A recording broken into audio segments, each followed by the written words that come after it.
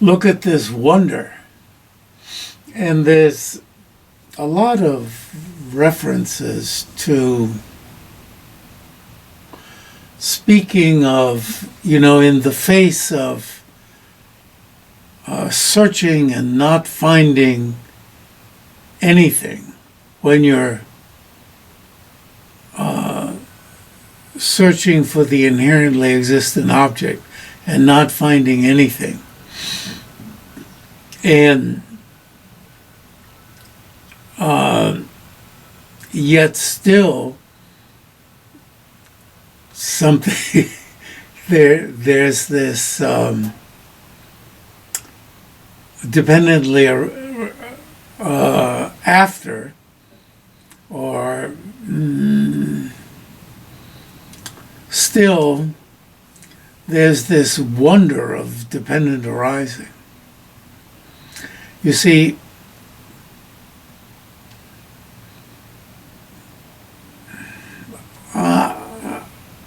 why are words like wonder used?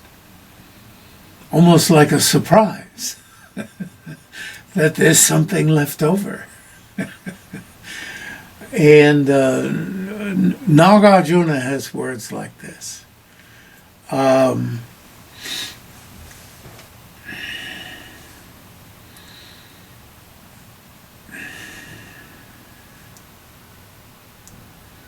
I'm just pointing out, like a student of literature, which I am, was, still am,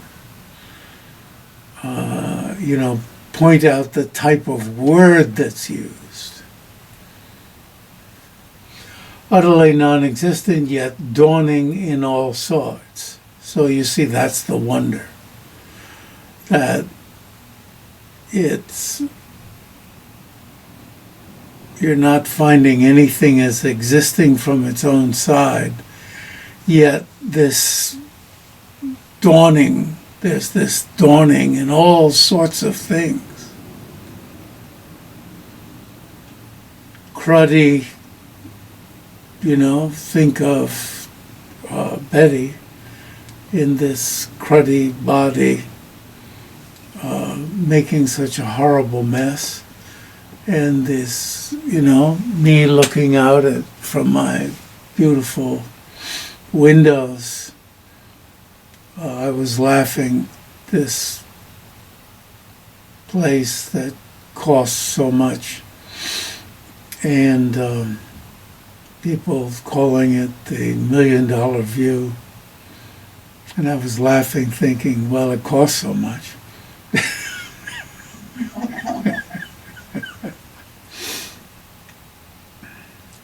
But it's just marvelous. I got up from, I went out and read a huge amount this morning. It was so lovely and marvelous. And so what Kunta Kunjo Dembe Drame goes on to say, these, what I call nuances, are so inspiring, and oh my gosh, how can I figure out what he's saying? It's so challenging and so deep. I had to keep reading and reading. Utterly non-existent, yet dawning in all sorts. That's the wonder. Utterly non-existent, meaning not inherently existent, but, putting the when you're searching, you don't need to put the qualification on it. On the surface of the empty, clear sky. And it's an interesting choice of words, surface, as if emptiness, as if in the experience of emptiness there's some sort of a surface. You're within the surface. Your wisdom is within the surface. The surface is everywhere.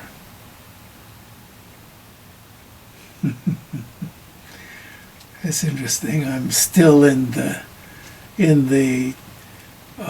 chapel, so to speak, the temple of the the Kalsang-gya-tsho, the palace of the seventh Dalai Lama. That's lovely.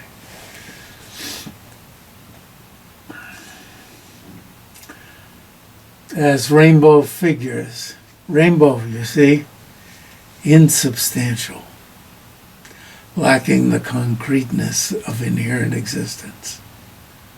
Rainbow figures. Rainbow is insubstantial.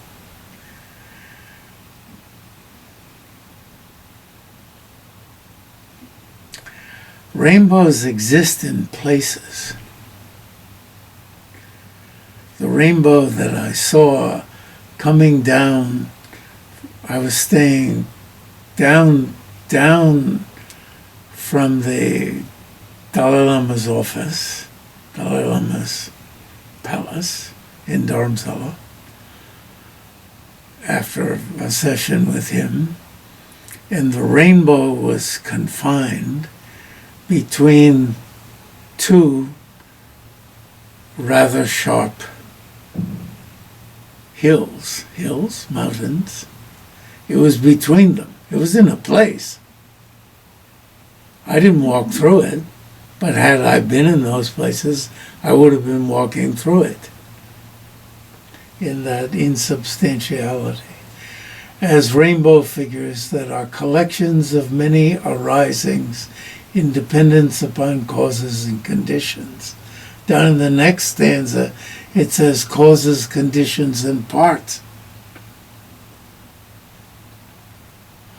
Despite not truly existent, that's today's translation, comma, not self-instituting, not setting themselves up, not self-instituting.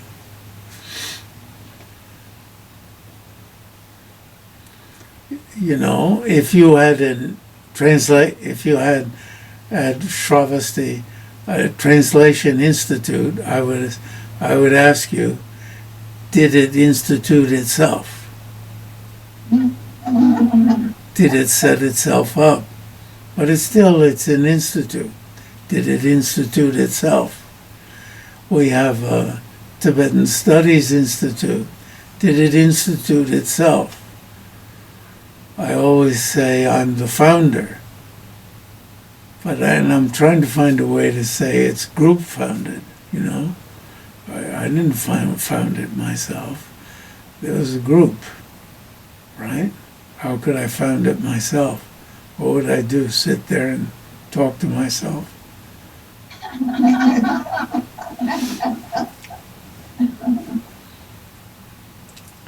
See these illusions.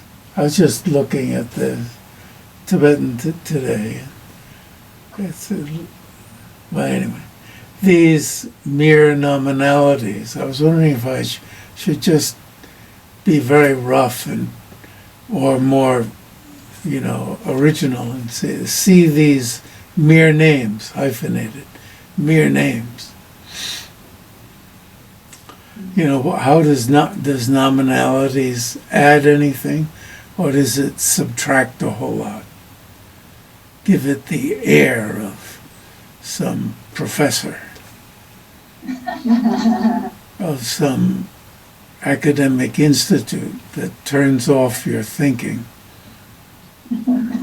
Whereas mere names makes you think. As one text says, does mere names mean mere sounds? Names are sounds. You start your thinking. Names mean sounds. Mere sounds? You just say gold and you've got gold. That's the example it uses. But that's the word. Mingzam. Mingzam. Zam means mere or only. These only names.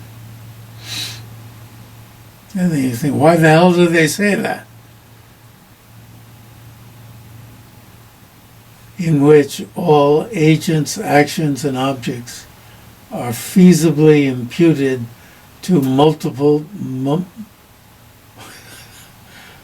multitudes of causes, conditions, and parts. Oh, are those mere names? Though when analyzed, there is nothing to be identified as this. Well, why do they call them air quotes? Why do I call them finger quotes? They always put up their fingers. Finger quotes.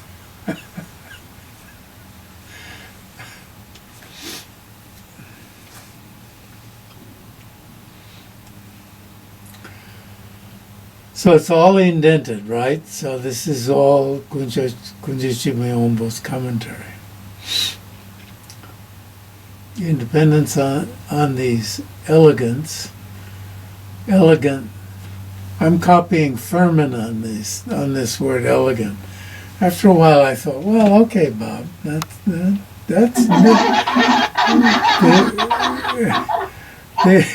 there's nothing wrong with that word elegant. The statement by some that when the view is found, the analysis of the view is necessarily complete appears to be random guesswork. He's being really tough, lacking understanding of this essential.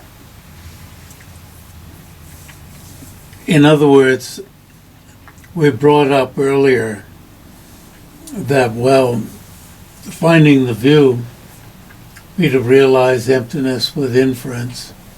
And some people think that, okay, this is it. Analysis of the view is complete. No. He's saying, no, not at all.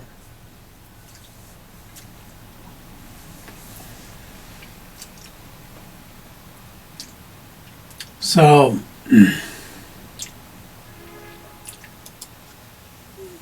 there's much to be done to get to the point where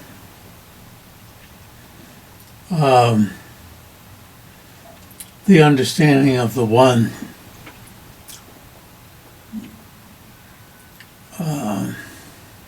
what do we say instead of triggers? Promotes. What? Sparks. The two voices blended together to make me hear bark. Barks the other.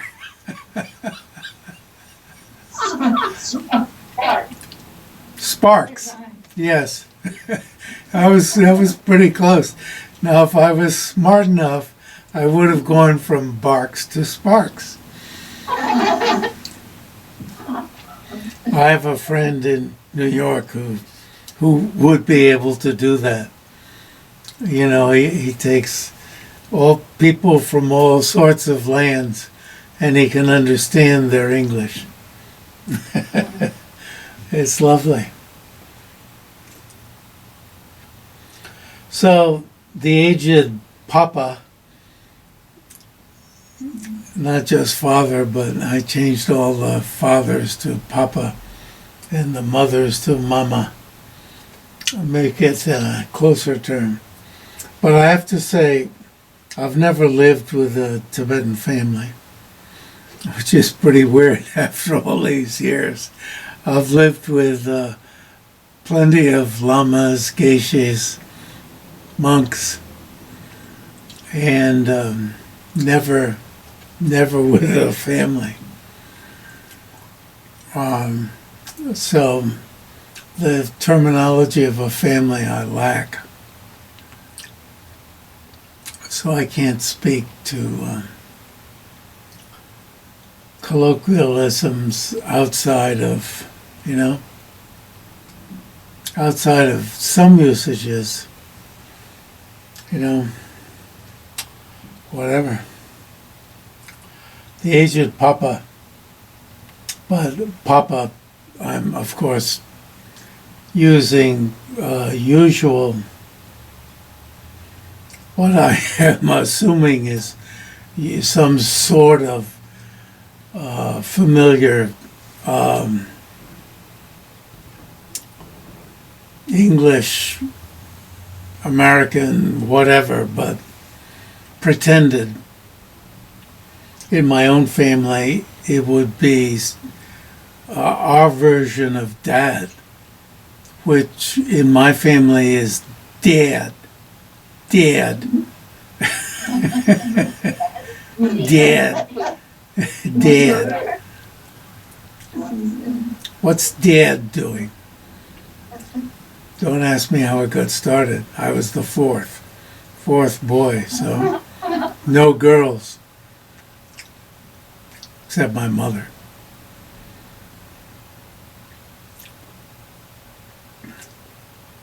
Who wanted to be, well, I already told you that, wanted to be called mother. Much like Pence's wife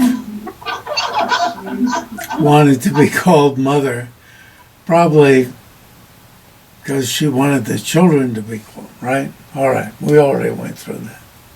Like the Roosevelt's family, they all called mother, mother, mama, mother. So a certain affectation.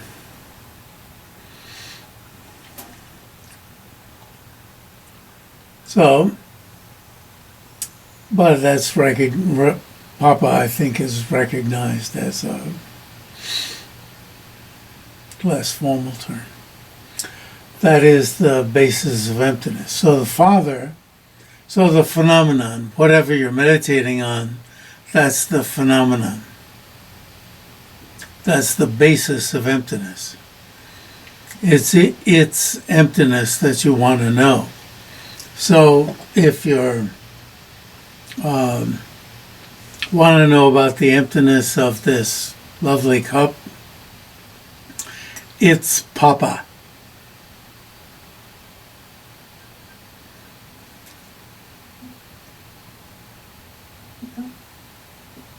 Whatever it is. My hand. My body. Your body.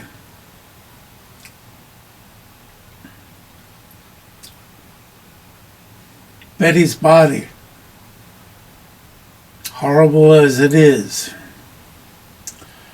that they're trying to make better,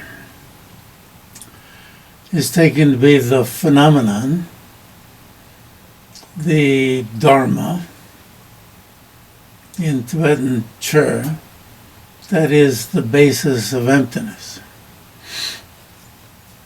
Then, by searching for this imputed object, the non-finding of it, so you're, whatever, if you're using the 4 types of production and you're not finding it's produced from self, other, both, or neither, or the 7-fold reasoning, the 5-fold reasoning, or the 7-fold reasoning, whatever it is, the non-finding of it is itself the finding of the old mama. So that voidness, that emptiness is the old mother.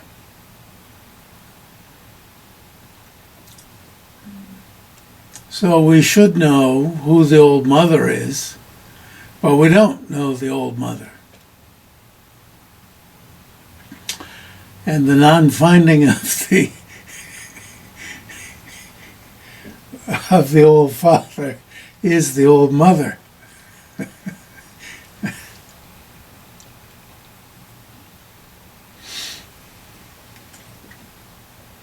The emptiness of inherent existence.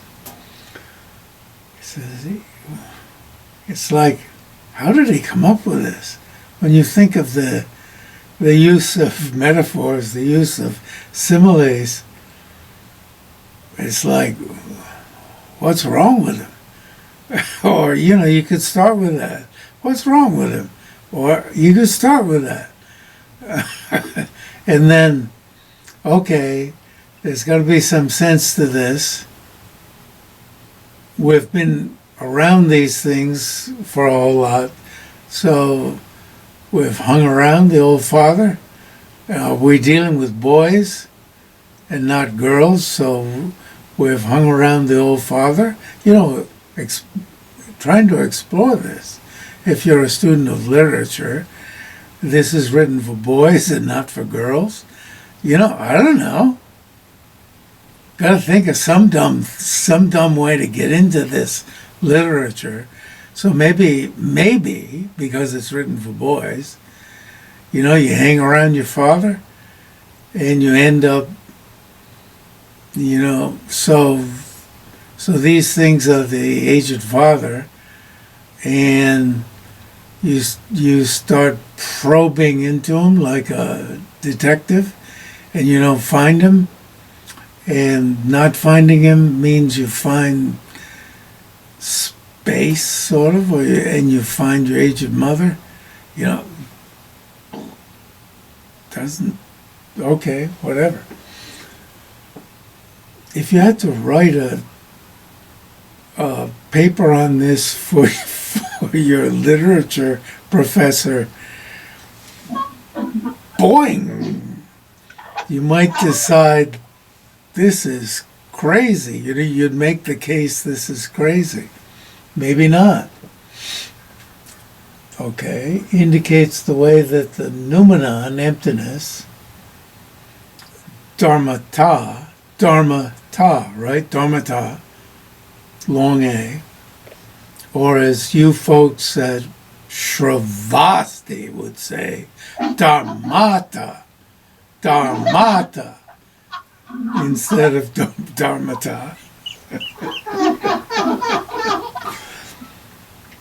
Indicates the way that the noumenon is, it's a little bit crazy to use noumenon, Hopkins thing, phenomenon, noumenon, right? And he found one dictionary that no longer exists. When you go on the internet, you can't find it anymore. Noumenon meaning reality. Emptiness is found, but I think Hopkins is okay on this. Phenomenon, noumenon, the reality. It certainly doesn't mean the thing in itself. Like Kant. Is found from the phenomenon. That's pretty good. The noumenon is found from the phenomenon. Those words, the reality is found from the phenomenon. By really going into the phenomenon and trying to find it. You know, even probing like a child. Oh, that's good. Now that feeds into something I've always been saying. These questions are like a child's questions. And Jangya has been saying, you're the child. Yeah. Oh. Now maybe this is coming from me, but you're the child who's searching. Searching into the Father and finding out that he's really nothing. And that nothing is the mother. What I've been saying about Biden is people are saying how great Biden is. And what I was just saying this morning or yesterday is he's got two women behind him. One is his wife, and the other is his sister. You know, who are, you know, if you had two advisors like those two, you could really stand up and be somebody. You know, these are two really powerful people. These are two. It's really good having two advisors like that. Women. Anyway. But more important than that is, emptiness is found from the phenomenon. Yeah, from looking into the phenomenon. That's a great line. Whatever all the rest of it, whatever all the other implications are, mother, father, child. From the statement, from the lap. Now you see the mother's lap, and the mother is no thin, extremely thin, just bony person. Sorry if you're just bony. I guess if you live at the nunnery long enough, you become just bony. The meals are so pathetic. Sorry, I didn't mean to. Not from my experience. But it's hard to eat a lot. You know? It's hard to eat a lot. At any monastery. Well, no, not the monastery where I was. They were always forcing food on me because I was so far out. They wanted me to get fat and get weighted down. Not so crazy. Anyways, lots of meat and you know, pasta, meat. Okay. After being a vegetarian there, I'm forced into vegetarianism, which was okay with me, for 2.5 years. They stopped the other guys after 6 months. Anyway, blah, blah, making up stories. From the statement, from the lap, okay, but this is a big lap. And even if you're thin and bony, you've got a big lap. Why? Because you're wearing a dress. You're wearing a dress. And you spread your legs a little bit, right? And you've got a big lap.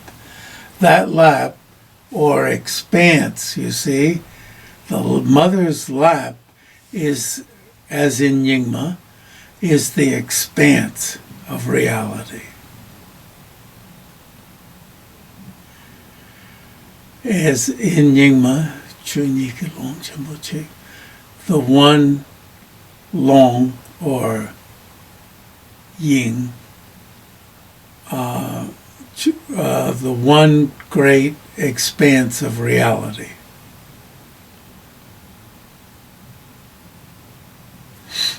That's what this is speaking to, using that vocabulary. The lap or expanse, the expanse of emptiness of inherent existence.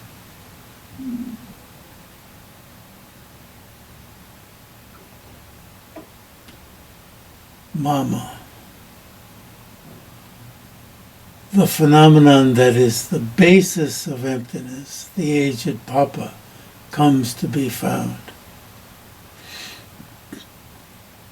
I assume that what's in parenthesis is in the Tibetan. But I would think it should just be in commas rather than in parenthesis. If it was from Hopkins, it would be in square brackets. But anyway, from the expanse of the emptiness of inherent existence, the phenomenon that is the basis of emptiness comes to be found. Indicates the way that the phenomenon is found from the noumenon, from emptiness, from reality. So you see, this is the first one. The first bullet is knowledge, the full implication of emptiness, promoting realization of emptiness. Knowledge of the full implications of emptiness, promoting, I don't know if implications is the right word, of the full meaning of emptiness, promoting understanding of dependent arising, or arisings. The phenomenon is found. The Father's found.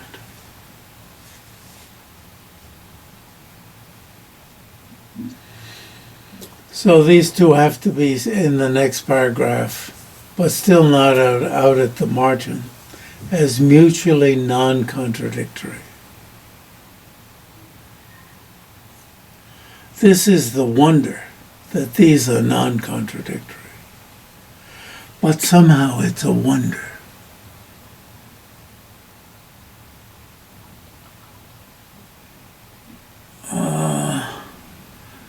But the fact that the word wonder is used, it's almost as if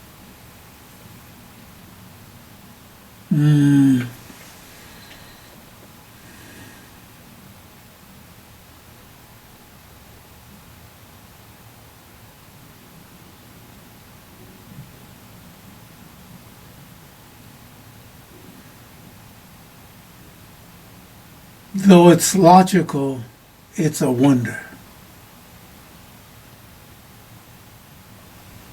I, the small child, am protected from the two extremes of permanence and annihilation. Wow. What a powerful statement.